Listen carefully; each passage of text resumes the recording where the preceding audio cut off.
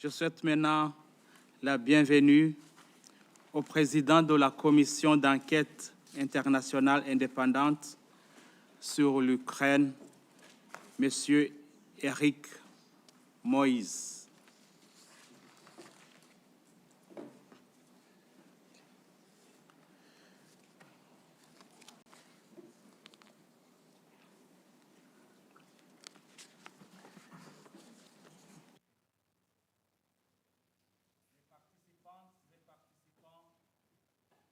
Les participantes et participants qui souhaitent faire des observations et poser des questions à l'orateur sont invités à appuyer sur le bouton de leur microphone dans les 3 prochaines minutes, après quoi la liste sera close. Le temps de parole de chaque oratrice ou orateur sera annoncé avant que la parole ne soit donnée à la première personne. Je vous remercie de votre coopération. J'invite à présent le président de la commission d'enquête internationale indépendante sur l'Ukraine à faire une déclaration liminaire. Monsieur Erik, vous avez la parole.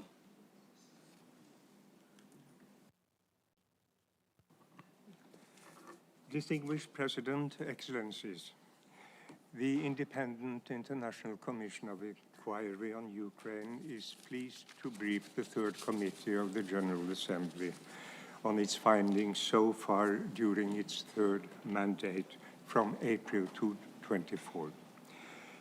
The armed conflict continues to have a deep impact on the enjoyment of basic human rights throughout Ukraine and has led to at least 12,000 civilians killed and 26,000 injured, according to the Office of the High Commissioner.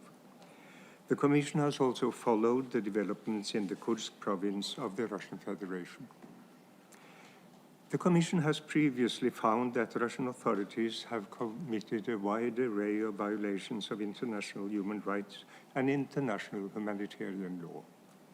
Its recent investigations have focused on torture, sexual violence, and attacks with explosive weapons, including those that affect Ukraine's energy-related infrastructure.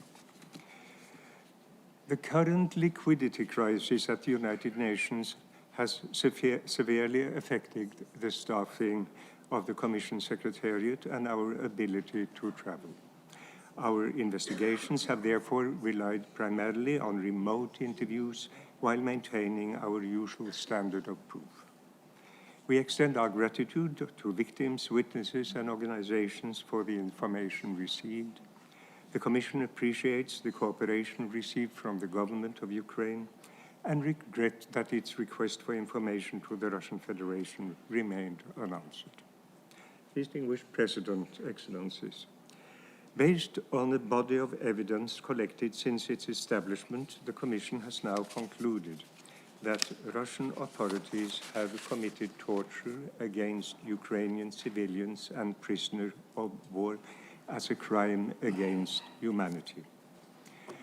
The Commission had previously highlighted the widespread and systematic use of torture by Russian authority as a war crime and a human rights violation.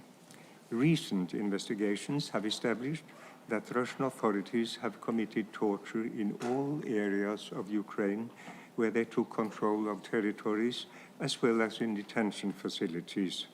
The Commission has investigated in the Russian Federation. This strengthens the conclusion that torture was widespread. In previous reports, we described the pattern as to how Russian authorities committed torture, demonstrating that it was systematic. The pattern concerned the categories of persons targeted, the aim for which torture was used, and the similarity of the methods employed. During its present mandate, the Commission has identified additional common elements.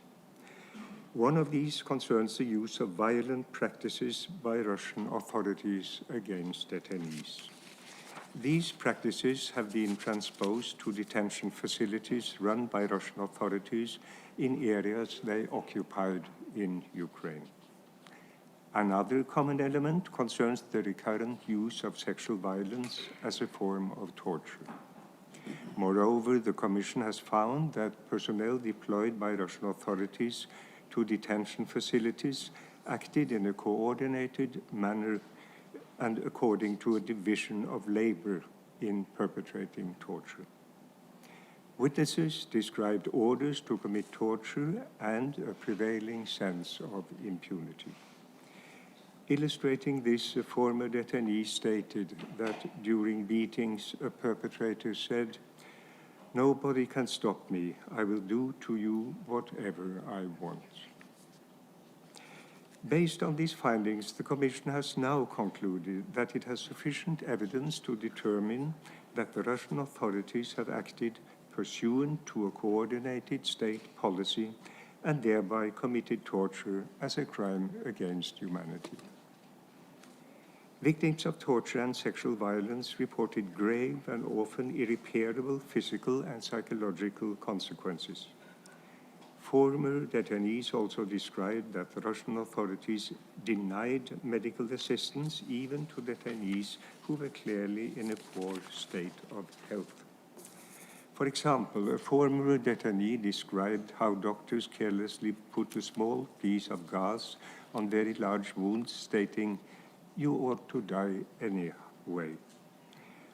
After the blast that killed dozens of Ukrainian detainees in July 2022 in the well-known Olenivka colony, the Russian authorities did not provide necessary medical assistance to heavily injured soldiers. Distinguished President, Excellencies, massive waves of attacks carried out by Russian armed forces on Ukraine energy-related infrastructure resulted in power outages, at times impacting millions of people. The blackouts have particularly affected the health, education, security, and well-being of certain categories of the population, including children, older persons, persons living with disability or a medical condition. They also suffered from distress, anxiety, and isolation. The Commission has continued its investigations on explosive weapon attacks that struck civilian and civilian objects, including medical and cultural objects that benefit from the protection of international law on all sides of the front line. In conclusion, the Commission reiterates the importance of both judicial and non-judicial forms of accountability. Identifying and prosecuting perpetrators of crimes is key to ending the culture of impunity. It's also an essential part of the sense of justice of the victims. I thank you. I thank the Chair of the Independent International Commission of Inquiry on Ukraine. I will now open